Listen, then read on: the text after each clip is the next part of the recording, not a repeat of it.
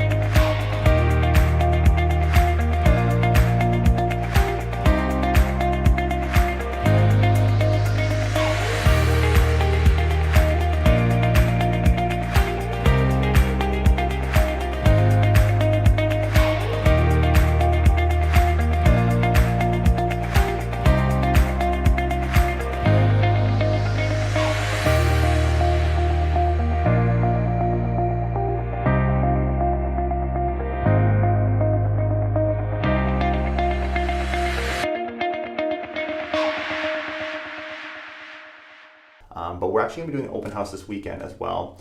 And that actually came because I was told by the sellers that that there's been a lot of interest by the neighbors. And actually, I wasn't even planning on doing an open house, but given that there's this much attention in the neighborhood, I thought, why not?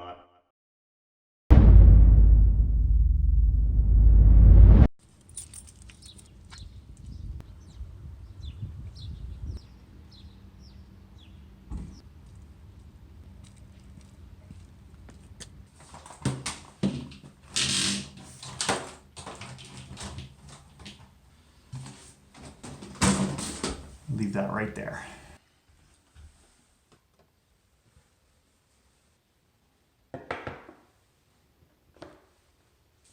I thought I could leave, but I actually just noticed on my notes that I need to take measurements. I completely forgot, but we're gonna do that before we head out. And I got this fun little thing to do it for me.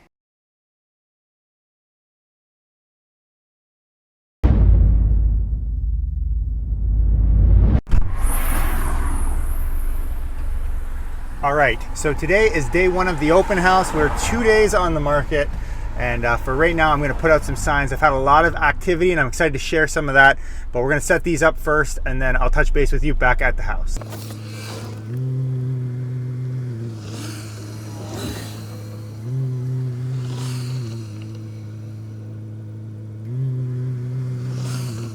On to the next one.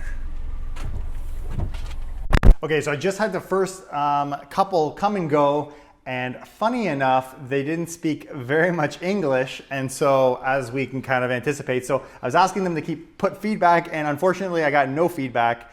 And let me just say this, it's a good thing I'm not trying to get clients because it'd be very difficult with the language barrier.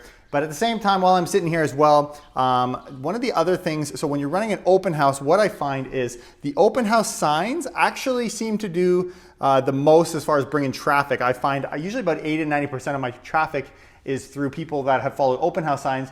The rest is through realtor.ca. Now, when you upload an MLS listing, so many times when people will upload their own listing, they actually won't have access to realtor.ca's open house list. You actually have to go to a different program to set up that up. So I did that a couple days ago. That can take up to 48 hours. So if you do that too late, you'll miss it. But between those two avenues is where we're going to generate the most traffic. The fact that I had people walk in before I even had my suit jacket on tells me we're gonna have a really busy day today, so I'm excited to see how things go. By the way, as a side note, I would love it to have been able to do a time lapse, especially of the last 30 minutes, to show you just how crazy it is having people coming and going, but unfortunately it's difficult, and there's someone at the front door. Come on in.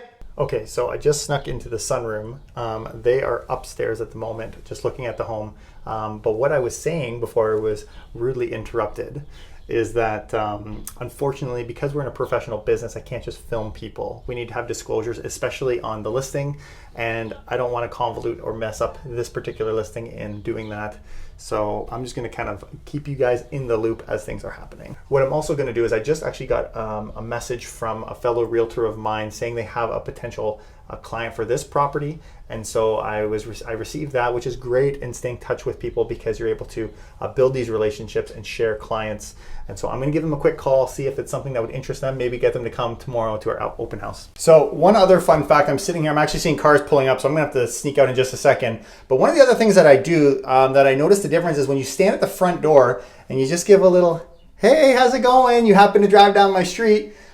People are more likely to come in. Oftentimes, if you're hiding in the house, I find they'll kind of sneak in, they'll look, and they'll drive away. But by standing there and seeing a friendly, warm face with the door open, as well, you leave them a parking space on the driveway. For me, I find if there's 2 spots, I take one of them to show traffic. If there's 1 spot, which is the case here, I'll park on the street. And here comes the next group of people. I'll do a quick turnaround just to prove it to you. There they go. All right, here we go, guys. Wish me luck. Okay, so I got a little bit of downtime just to give you guys an update. We are 30 minutes into the open house, and we've already had 7 families. At one point, I had an agent come through and had like 6 family members. So this house I was literally hiding in the sunroom, facilitating these guys coming through the home. As he left, he actually told me that they were interested. Again, I had a couple people that didn't understand the language. Few people were able to leave me some feedback. Actually, let's see what they wrote. Unfinished basement, nice bedroom and yard. Bedroom spaces are a bit too small, which is interesting because I thought it was actually a good size, but just some feedback that I've gotten from a couple of the people that were able to speak and write in English. And we're gonna keep going. Again, 7 people in 30 minutes is pretty good. I'm glad we did this open house. I was really debating whether or not to do it, and there seems to be a general love for this home. But again, many of these people have not heard the great news and the number one thing about this home until they finally pick up the phone and call me to draft an offer. Holy smokes. Okay, so this is what happened today. So I had over 30 families come through. I mean, I only got like 4 or 5 feedback comments, but no big deal. At the end of the day, I had a lady come to me and with her clients, and I talked to her for a good 20 minutes. I had so many people running past me. I was just trying to maintain some level of security, but we had such amazing traffic. And she told me, even after having the conversation about the stigma on the property, that she was looking to submit an offer. Her and her clients looked like they had 4 or 5 more appointments backed up behind this one, and yet they were ready to go put an offer together. So I think they just ditched the rest of the properties and are gonna come in. So one of the funny things she asked me on the way out was, please don't tell anyone else that saw this property that we have put an offer in. But I said to her, my job is to tell my clients what happened and to tell on their behalf everyone else that expressed interest, because I want to make sure if we can get multiples or if there's a better offer on the table that is made known. And so we had a bit of a chuckle about that because of course she's trying to represent her clients, but at the same time, we're not playing any games here. We're going to get the top dollar for our client, and I am super thrilled. We had well over 50 to 60, more than that, people come through the property today. An absolutely amazing turnout, and I might have an offer and an update for you guys very soon. So today is day 2 of our open house. Still no offers. I've got a bunch of people talking, but we'll see what happens today. I have a good feeling. I'm going to set up for the open house, and we're going to see how today's turnout is.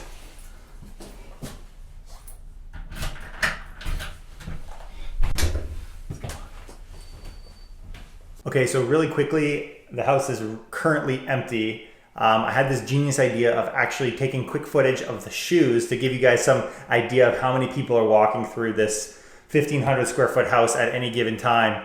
And I think you'd be surprised. And at any given point, really, we have at least 2 families. This is the first opportunity I've had to actually film since the beginning, and we're almost an hour in. I've calculated over 15 families, but then again, it's hard to keep track when it's this busy. So it's great, and we're having a great open house, but still no offers. I'm waiting for that first one to come through. This is what's been going on. This is my quiet open house right now. no one's in the home, but it sounds like there's voices all around the house.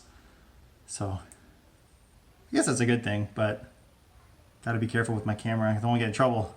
So you know how I said the house is quiet. What I meant to say was the inside of the house is quiet. There's an army of people gathered around this property. Help me. Okay, open house day 2 is done, and I have an unreal story I want to share with you, but I want to give you some of the details before, and you guys probably won't even believe this story, but I'm going to tell you anyways. Anyways, I was making ticks for every family that attended. Day 1 is the top, day 2 is the second one. I figure I had over 130 some odd people, if you consider each party has at least 2 people. But I just was making some notes, things that I did during the open house, just to keep you guys in the loop. I took a picture of all the cards of all the agents so that I could follow up with them once an offer does come in. But I actually ran out of listings. I had over 40 people take listings. I printed 40 of them. All I have left is these guys. I've got a bunch still at the property, but no one wants pictures. Everyone wants the detail, which is fine, but now I'm out, so I'm gonna have to restock that. But here's the story. So as I was packing up to leave, put everything away, and I went outside to take the open house rider, which is the thing that hangs on the bottom of the sign, off the sign, and I had one on the top. I was taking it off, and this family walked up with kids, and none of them spoke a lick of English, and they looked at me and they pointed at the house, and I'm like, gosh, it's 4 o'clock. I'm literally... All the lights are off. Security alarm is pretty much ready to go and be set and close the door and go. But they were, I don't know, I was just like, I'm going to let these guys in. So I said, okay, let's go. So I said, be fast. which I should have known better. They didn't know what the word fast was. It took them at least 10 minutes. They circled a couple times because she kept coming back with video cameras. Anyways, I'm trying to hurry these people up to get out of the home because I'm ready to get out of here. And the reality is I've got open house signs, which I just finished putting away. I was quick to get those. I had to grab them all and bring them in the car because people are following these open house signs and they're going to keep coming. So I'm trying to I guess this is why it's helpful to have a partner at open houses for things like this. But anyways, while I'm standing there waiting for these guys, this is the interesting part, to come out of the home, I look outside and I see a mom with 2 kids that are waiting for these individuals. And there's a little girl with her pants down to her ankles. And I'm like, what is going on? All of a sudden, this kid starts taking a leak on the front of the lawn on the property that I'm listing. And I just was like, I didn't know what to do. I'm just like, okay, let's just get out of here and wrap this up. And the longer we waited, I realized that the little boy that she had also needed to take a leak. So he went and did his business on the front lawn. And I'm just like, I got to go home. I got to get out of here. So that's whether you believe it or not, that just happened. And I pretty much drove off the property with at least 10 people staring at the house because I'm like, I got to get out of here. This is just crazy. The amount of traffic. Like I said, like at least 100, almost 150 people it's got to have been over the last, which is definitely a record for me for open houses. It was definitely a success. I'm excited. I'm going to call my client as soon as I'm done filming here, let them know the great news that we had such an amazing weekend, such a great turnout of people, more people saying they're going to bring offers. As they hear the information of the home though, we'll see, and I'm hoping we get an offer and something solidify soon. I hope you guys enjoyed that story. It was interesting. Hey guys, just want to give you an update from yesterday. We're actually on day 4. The listing is going live today, but just to let you know what we did yesterday, because I didn't get a chance to film because I was running around. But some of the big things was I actually had another property hit the market yesterday, which was also a fixer-upper. And so I've been able to go back and speak with all of the people that have booked appointments for that place, which is just going absolutely crazy. So I'm directing a lot of them to come to the open house this weekend. As well, I got my photos back and the virtual tour back. And so I'm excited to put that up and have my office do all of that for me today. As well, on Wednesdays, we release our weekly videos, but fortunately, I've come up with a system where I've got a partner of mine that uploads it for me. And so we're getting thousands of views on that as well. So I'm hoping we can really hit the ground running today. And we've given the right people a sneak peek. And so I want to give you, in just a moment, I'm going to set up on my laptop and share with you some of the things that were important for us to get that thing on the market today. Hey guys, just wanted to check in today. So we are in day 4, but it's the first day that the property is on the market. In fact, it's actually considered day 0 on MLS. And I've been working all day. I had a client contacting me this morning, and I've been putting an offer all day. I've been fielding calls from another property, actually the one that I mentioned this morning with the handyman special property. So I've been just fighting to try and get through putting this listing on the market. Luckily, my office did it for me, and I haven't eaten all day. So I'm looking to grab a quick bite to eat, but we've had a great day. In fact, I've already had an appointment booked, and I had someone call me, which was a great platform. So on my listing, the reason that they're contacting me is I said, please call me before preparing an offer, which is kind of how we discussed you need to have it up front. So I had a gentleman give me a call named David, and we were speaking about it. He was asking me questions. I was able to give him some insight into what he's walking into. So he has an appointment tonight. He has very motivated buyers. It would be incredible if we can get him to purchase it, but that's where we stand right now. Day 0 uploaded now on MLS, so things should start rolling out. I'm excited to let you know and keep you in the loop of how things pan out on this estate sale. Just to give you guys some insight, once I upload a property, I actually will send an email to my clients. Everything is done through video, through photos, just staying in touch and keeping them in the loop. As you can see in this email right here, they've got it so they can look up their full listing on MLS, but that disappears after a while. And so I also offer up their own personal website link, which they can share on social media and whatnot. For me, I find that being able to communicate with people at every step of the way, whether that's through feedback or otherwise, is what makes it very difficult and actually streamlines the customer experience. So what you just saw there is one way in which we do that, and staying in contact with them on an ongoing basis and really getting them excited about the process of selling their home. All right, so one more fun fact for you as well. I'm going to scroll down. These are the demographics we can see on properties, but check this out. Dominant language in the area. Cantonese is 30%, Chinese 22%, Mandarin 19%, and the 4th most spoken language in that area is English, just under 20%. Just shows you the diversity, and look at that, 76% immigrant in that area. It shows you the diversity, which creates this challenge that I'm so excited to be facing, but also a bit of a giant when it comes to making sure we're able to sell this type of stigmatized property. And now as it stands, I actually have an offer that came in yesterday as I was on my way home from the open house. And so as promised, I made some phone calls, contacted anyone that had a level of interest and knew about this disclosure, and I lucked out and I have another one that makes 2 offers coming. This next one's coming at 6 o'clock this evening, so I'm interested to see how good they are. And the current offer, the first one that came in, was a full price offer, but it did have conditions. In some cases, when you get multiples, one of the other beautiful things beyond price is you actually can have sometimes those conditions be taken out, which would be great, and it means being able to firm it up faster. So I am on hold. I've sent the document to the lawyer to review, just to make sure everything lines up with the estate, so that gets ironed out as well. But I'm excited to see what this other offer is, and once that happens, I then go to the first person that submitted an offer and let them know, and who knows, maybe they can improve that as well. So I'll keep you posted. Tonight's gonna be a busy night. Okay, so this is live. We are the same evening of the last video you just saw. Just wanted to give you an update on offers. I'm actually using the same phone that I'm filming on right now, but just want to give you some insight. It is just after 6 o'clock. I'm actually taking offers at 6 o'clock on another property, reviewing them at 7. On that property, we have 3 offers this evening. At the same time, this property, the one that you've been watching here, we actually have 4 offers coming in, and I've told everyone it's happening this evening, and for all I know, there's more waiting, but an amazing turnout. My last offer, I believe, is gonna come around 6:30, 7 o'clock, and so my clients are thrilled. We're gonna get this damn place sold today, and I mean, what more can you ask for? If we can sell it over asking within the first week in this type of home, we've really done a good job. So I will give you guys an update as soon as I have one, as soon as I've got some downtime to keep you updated on what's going on with this property. We sold $15,000 over asking. Booyah. Hey guys, okay, update. It is almost 9:45 p.m.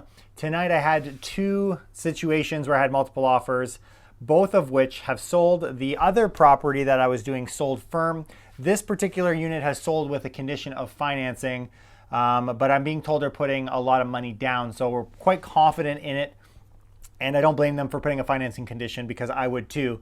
And so now I'm just waiting for my clients to sign, and I'm gonna do what's called a sign back and wrap it all up tonight. But some fun facts that happened as well. I actually had one of the 4 offers that came on this property had put a error on their offer where they actually were paying us over $7 million. It was just a typo with one too many zeros. But what that would mean was that they would have to honor that, which would have led to a whole legal battle. So we weren't going to play any games on that, but that was a firm offer. So I can confidently say that tonight I've received my highest offer ever, well over $7 million with no conditions. But my clients are ecstatic that we've sold the home, and I anticipate that this will work out nice and clean. There will be no inspection condition. They took it out. Disclosures have been made. Everybody should be happy. I'm going to wrap this thing up tonight. Tomorrow we can expect to receive the deposit check and get this thing all firmed up and done. Bradley Watson checking out.